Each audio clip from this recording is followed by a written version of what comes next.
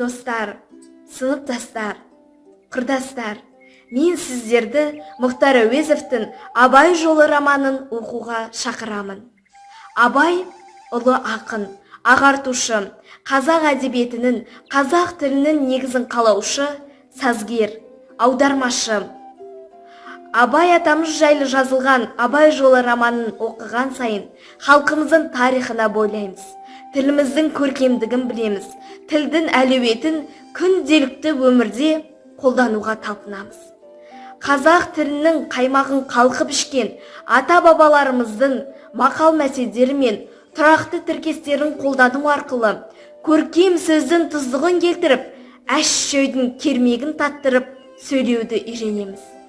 Абайдай ғұламаны тәрбиелеген, ертегі жырлармен мәпелеп өсірген Зередей әжені, Ұлжандай ананы танимыз. Мұхтар Әуезовтің Абай жолы эпопеясы қазақ халқының 50 жылдық тұрмысын, әлеуметтік жағдайын тура танытатын көркем туынды. Қаншама ғасыр өтсе де, Абай атамыздың шығармашылығын, қара сөздерін өмірдің әр қырынан орын алып жатыр. Абайдың еңбектері өшпейтін рухани азық. Абайды оқуға президентіміз Қасым-Жомарт Кемелұлы Тоқаевты шақырды. Мен де сіздерді Мұхтар Әуезовтың Абай жолы романын оқуға шақырамын. Романда өмірде болған оқиғалар, адамдар, жер-су атаулары нақты көрсетілген.